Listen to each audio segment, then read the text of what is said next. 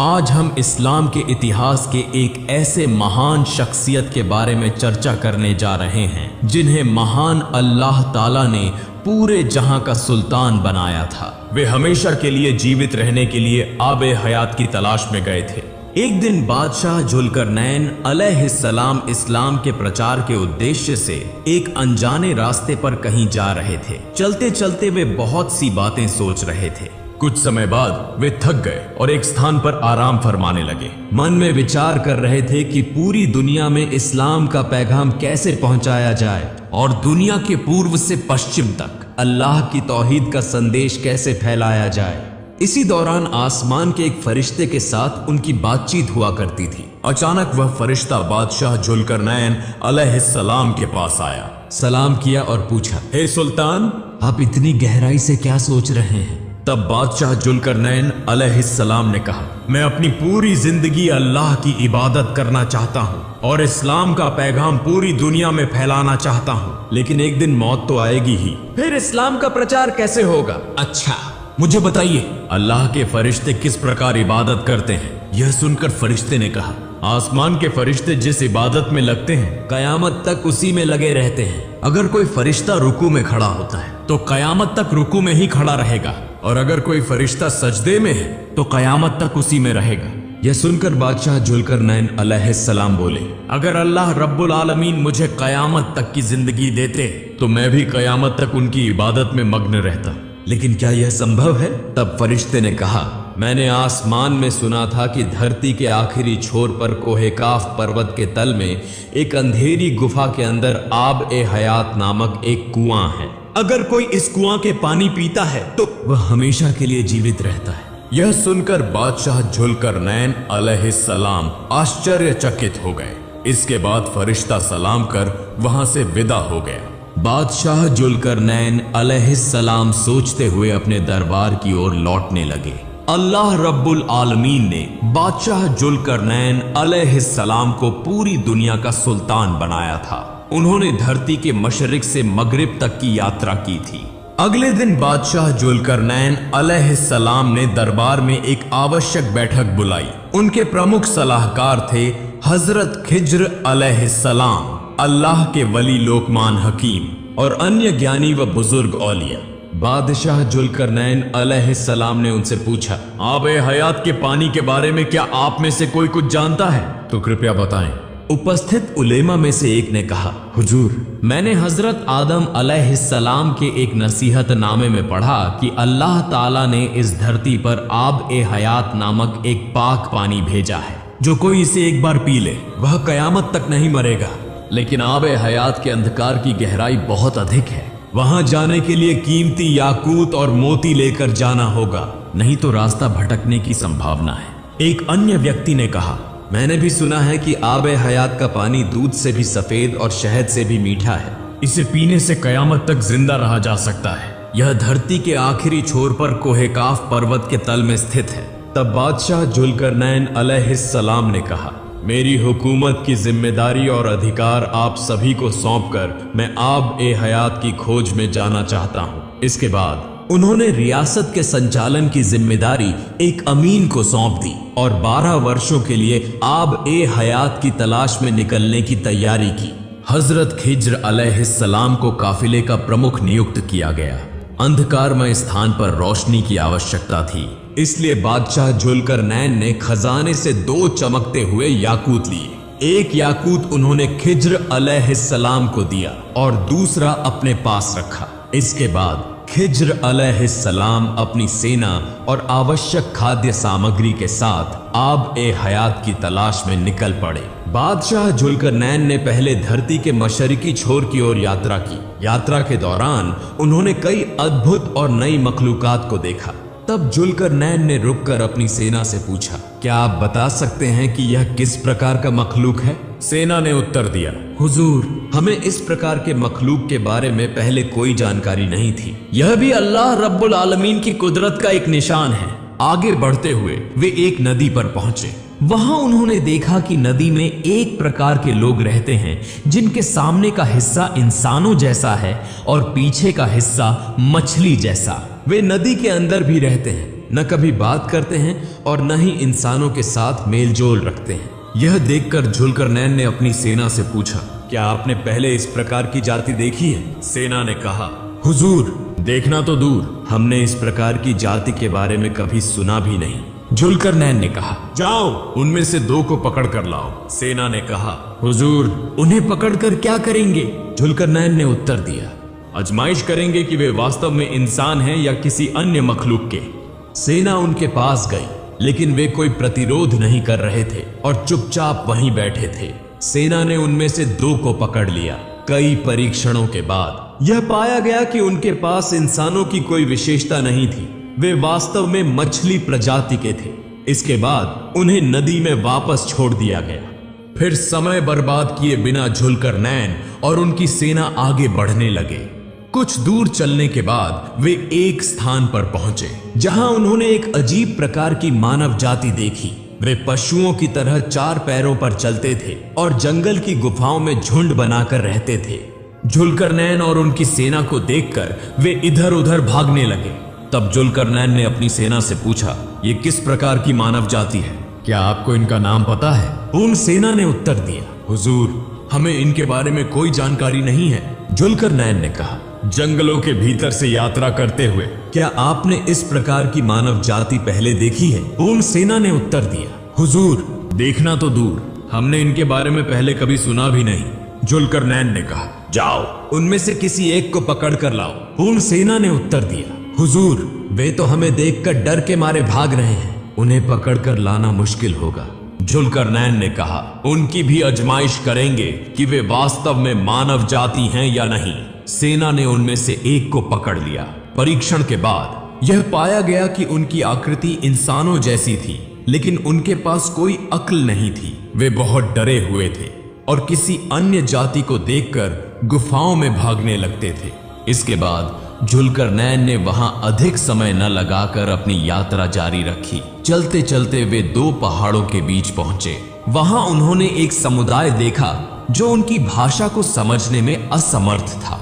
तब बादशाह जुल्करनैन ने संकेतों के माध्यम से वहां के लोगों की बात समझने की कोशिश की। उन्होंने कहा, हुजूर, आपके जैसे आदिल और सच्चे सुल्तान का हमारे बीच होना हमारे लिए इज्जत की बात है। उन्होंने आगे कहा, हे जुल्करनैन, याजूज माजूज नाम की मनुष्य रूपी दैत्य जाति इस धरती पर भारी फसाद मचा रही है। जब वे निकलते हैं तो उनके डर से सभी लोग अपने घरों को छोड़कर कहीं और शरण लेने को मजबूर हो जाते हैं। वे हर चीज को नष्ट कर देते हैं, यहाँ तक कि खाद्य सामग्री और पशुओं को भी खत्म कर देते हैं। उनकी संख्या इतनी ज्यादा है कि हम उनसे लड़ नहीं सकते। कृपया हमें उनसे बचाइए। इसके बाद उन्होंने कहा, हे जुल्करनैन, क्या हम सदका करके आपको कुछ धन दे सकते हैं ताकि आप उनके और हमारे बीच एक बड़ी दीवार बना सकें? बादशाह जुल्करनैन ने उत्तर दिया, अल्लाह ताला ने मुझे जो धन और शक्ति दी है वह पर्याप्त है। बस आप मुझे अपने श्रम से मदद करें और मैं आपके और याजूज माजूज के बीच एक दीवार बना दूंगा। इसके बाद जुल्करनैन ने याजूज माजूज की प्रकृति और उनके कार्यों के बारे में जानकारी ली। लोगों ने बताया कि उनमें कुछ इंसानों जैसे हैं पर उनकी जीभ बहुत लंबी है। कुछ के शरीर इंसानों जैसे हैं लेकिन चेहरा पशुओं जैसा। कुछ के बड़े बड़े कान हैं तो कुछ के सिर पर सींग होते हैं। फिर जुल्करनैन ने कहा, तुम लोग मेरे पास लोहे की चादरें लाओ। अगले दिन सैनिकों ने मिट्टी खोदकर लोहा और तांबा एकत्र करना शुरू कर दिया। जब दोनों पहाड़ों के बीच का स्थान लोहे से भर गया तो जुल्करनैन ने कहा, भट्टी में आग जलाओ और लोहे को गर्म करो। जब लोहा पिघलकर द्रव में बदल जाए तो उसमें पिघला हुआ तांबा डाल दो। इस तरह वहां एक विशाल दीवार बना दी गई। इसके बाद याजूज माजूज कभी उस दीवार को पार नहीं कर सके।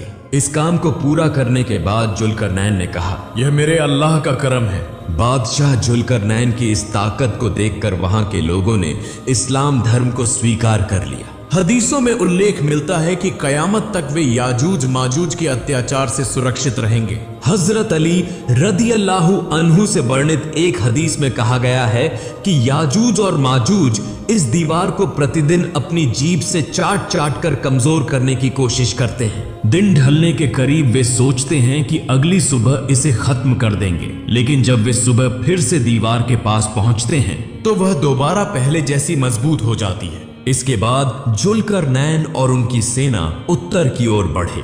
वहां उन्होंने देखा कि एक विशाल दीवार से घिरा हुआ क्षेत्र था। उस दीवार के दूसरी तरफ क्या था, यह जानने के लिए जुल्करनैन ने अपने सैनिकों के साथ चारों ओर का मुआयना किया, लेकिन उन्हें कहीं भी कोई दरवाजा नहीं मिला। आखिरकार उन्होंने अपनी सेना के एक सैनिक को दीवार के ऊपर चढ़ाकर भेजा ताकि वह अंदर का हाल देख सके और वापस आकर जानकारी दे। लेकिन काफी समय बीत जाने के बाद भी वह सैनिक वापस नहीं आया। फिर जुल्करनैन ने एक और सैनिक को दीवार के ऊपर भेजा, लेकिन वह सैनिक भी कुछ देर बाद दीवार के ऊपर से गायब हो गया और कभी वापस नहीं आया।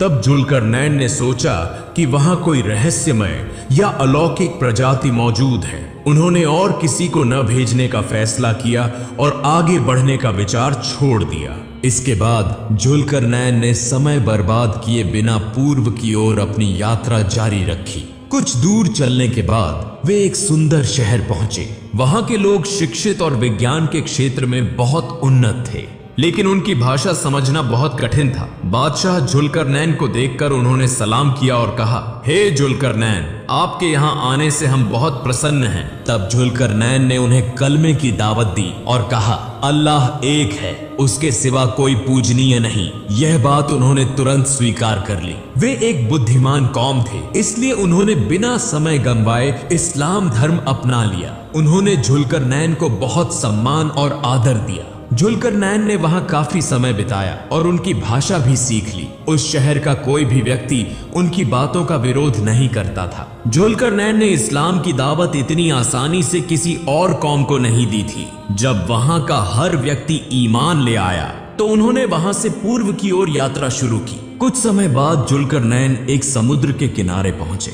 उन्होंने देखा कि आगे बढ़ने का कोई साधन नहीं था। तभी उनके सैनिकों ने कहा, हुजूर, समुद्र के उस किनारे पर एक सुंदर शहर दिखाई दे रहा है। जुल्करनैन ने वहां जाने की इच्छा जताई, लेकिन सैनिकों ने कहा, हुजूर, वहां जाने के लिए समुद्र पार करना पड़ेगा और यहाँ न तो कोई नाव है और न ही कोई अन्य साधन। जुल्करनैन ने ध्यान दिया कि उनके डर से वहां के लोगों ने सब कुछ छिपा रखा है। तब उन्होंने अपने सैनिकों से कहा, जंगल से कुछ पेड़ काट कर लाओ और उनकी लकड़ियों से बेड़ा बनाओ, उसी से हम समुद्र पार करेंगे। सैनिक जंगल में गए और वहां ऐसे पेड़ पाए जिनकी लकड़ी पानी में डूबती नहीं थी। उन्होंने जल्दी से कई बेड़े बनाए और एक एक करके उन पर सवार होकर समुद्र पार किया। जब वे उस शहर में पहुंचे तो उन्होंने देखा कि वहां के लोग बहुत कमजोर और काले रंग के थे। जुल्करनैन ने उनसे पूछा, आप लोग इतने कमजोर क्यों हैं? उन्होंने कहा, हमारे पास पर्याप्त संपत्ति है, लेकिन भोजन की भारी कमी है। हम राशन प्रणाली के माध्यम से भोजन पाते हैं। उन्होंने जुल्करनैन का सम्मान किया और उनकी बातों को ध्यान से सुना। वहां के कुछ लोगों ने बहुमूल्य पत्थर, हीरे और मोती उपहार के रूप में उन्हें भेंट किए। वहां के लोगों की सरलता और विनम्रता देखकर जुल्करनैन बहुत प्रसन्न हुए और उन्होंने उन्हें इस्लाम की दावत दी। धीरे धीरे पूरे शहर ने इस्लाम धर्म अपना लिया। इसी तरह जुल्करनैन अपनी यात्रा जारी रखते हुए आखिरकार दुनिया के एकदम पूर्वी भाग में पहुंचे। आगे बढ़ते हुए वे कॉकस पर्वत क्षेत्र में पहुंचे, जहां उनकी सेना रास्ता भटक गई। सभी सैनिक एक दूसरे से अलग हो गए और एक साल तक अलग अलग घूमते रहे। बीच बीच में वे मिलते, लेकिन फिर रास्ता भटक जाते। इसी दौरान हजरत खिज्र अलैहिस्सलाम ने एक अंधकारमय जगह देखी और धीरे धीरे उसकी ओर बढ़े। जैसे जैसे वे आगे बढ़ते गए, अंधकार और गहरा होता गया। उन्होंने अपने पास रखा एक उज्जवल मणि निकाला और उसकी रोशनी में आगे बढ़ने लगे। वे एक सांस रोक देने वाले स्थान पर पहुंचे और वहां एक कुआं देखा। कुएं के पास जाकर उन्होंने पानी का रंग देखा और उसे आबे हयात समझा। उन्होंने दोनों हाथों से पानी भरकर पिया। वह पानी शहद से भी मीठा, दूध से भी सफेद और कस्तूरी से भी अधिक सुगंधित था। हजरत खिज्र ने उस पानी को भरपेट पिया और अल्लाह का शुक्र अदा किया। इससे उनकी भूख और प्यास मिट गई, शरीर को नई शक्ति मिली और उनका चेहरा चमकने लगा। फिर उन्होंने सोचा कि इस पानी को जुल्करनैन को भी पिलाएंगे। इसके बाद वे वापस लौटने लगे। हजरत खिज्र अलैहिस्सलाम जहां पहुंचने के लिए उन्होंने बहुत दिनों तक सफर किया था, वहां से बाहर निकलने में उन्हें 10वें हिस्से का समय भी नहीं लगा। बहुत कम समय में वे अंधकार से बाहर आ गए और जुल्करनैन को ढूंढने लगे। लंबी तलाश के बाद उनका सामना कुछ सैनिकों से हुआ। सैनिक खिज्र अलैहिस्सलाम को पहचान नहीं पाए। उन्होंने पूछा, आप कौन हैं और इस अंधकारमय स्थान पर क्या कर रहे हैं? खिज्र अलैहिस्सलाम थोड़ी देर तक चुप रहे, फिर कहा, मैं खिज्र अलैहिस्सलाम हूँ। सैनिकों ने कहा, हम आपको पहचान नहीं पा रहे, आपकी सूरत इतनी बदल कैसे गई? तब खिज्र अलैहिस्सलाम ने बताया, मैंने आबे हयात के पानी का सेवन किया है। आबे हयात पीने के बाद खिज्र अलैहिस्सलाम का चेहरा इतना उज्जवल हो गया था कि उनकी पुरानी सूरत से कोई समानता नहीं रह गई थी, इसलिए उन्हें अपनी पहचान बतानी पड़ी। उन्होंने सैनिकों से पूछा, जुल्करनैन कहाँ हैं? सैनिकों ने कहा, वे 1 साल पहले हमसे अलग हो गए थे और कहाँ गए इसका हमें कुछ पता नहीं। दूसरी ओर जुल्करनैन अलग थलग पड़े, बहुत दिनों तक रास्ते भटकते रहे और आखिरकार एक अंधेरी गुफा में प्रवेश किया। गुफा के अंदर बहुत दूर जाने के बाद उन्होंने एक विशाल महल देखा। धीरे धीरे महल के करीब जाकर उन्होंने देखा कि दरवाजे पर एक बहुत बड़ा मुर्गा खड़ा है। वह मुर्गा इंसानों की तरह बोल सकता था। जुल्करनैन को देखते ही मुर्गा बोला, हे पृथ्वी के शासक जुल्करनैन, आप यहाँ किस लिए आए हैं? जुल्करनैन ने कहा, मैं आबे हयात की तलाश में यहाँ आया हूँ। अगर मुझे आबे हयात मिल जाए तो मैं हमेशा के लिए जीवित रह सकूंगा। जुल्करनैन की बात सुनकर मुर्गा हंसने लगा और कहा, अल्लाह ने आपको जो विशाल राज्य और अपार सुख सुविधाएं दी हैं, उससे आपका मन नहीं भरा? अब आप कयामत तक जीवित रहना चाहते हैं? इतना लालच ठीक नहीं है। दुनिया का समय अब समाप्त होने को है। गाने बजाने का चलन बढ़ चुका है। पुरुष औरतों का वेश धारण करेंगे और औरतें पुरुषों का। लोग बड़ी बड़ी इमारतें बनाएंगे और दुनिया की ऐश आराम में डूब जाएंगे। अल्लाह का जिक्र लोगों के दिलों से गायब हो जाएगा। दिन ब दिन इंसान पतन की ओर बढ़ेगा। ऐसे में कयामत तक जीवित रहने का क्या फायदा? यह कहकर मुर्गा अपने पंख फड़फड़ाने लगा और महल मोतियों, हीरों, जवाहरात और बेशकीमती पत्थरों से भर गया। फिर मुर्गा बोला, क्या आप इन सब चीजों को लेना चाहते हैं? जुल्करनैन ने कहा, नहीं, मुझे यह सब नहीं चाहिए। फिर मुर्गा बोला, तो आप आगे बढ़ें, वहां आपको और कुछ पता चलेगा। जुल्करनैन मुर्गे की बात मानकर आगे बढ़े। कुछ दूरी पर उन्होंने देखा कि हजरत इसराफील अलैहिस्सलाम एक विशाल सिंगा लेकर खड़े हैं। उनकी निगाहें आसमान की ओर लगी हुई थी। जुल्करनैन वहां पहुंचे और हजरत इसराफील अलैहिस्सलाम को सलाम किया। इसके बाद इसराफील अलैहिस्सलाम ने उनसे पूछा, हे जुल्करनैन, आप किस उद्देश्य से यहाँ आए हैं? जुल्करनैन ने कहा, मैं आबे हयात की तलाश कर रहा हूँ। मैं आबे हयात का पानी पीकर कयामत तक जीवित रहना चाहता हूँ। तब इसराफील अलैहिस्सलाम ने जुल्करनैन की बात सुनकर कहा, तुम्हारे लिए इस तरह का लालच न करना ही बेहतर है। लंबी उम्र पाने के बाद भी कोई अल्लाह रब्बुल आलमीन का करीब नहीं हो सका। इसलिए सीधे अपने घर लौट जाओ और अल्लाह ने जो जिंदगी तुम्हें दी है उसका शुक्र अदा करो। याद रखना, इस समय को बेकार मत गंवाओ। यह कहकर इसराफील अलैहिस्सलाम ने जुल्करनैन को एक पत्थर दिया और कहा, इस पत्थर से मेरी बातों को परख लेना।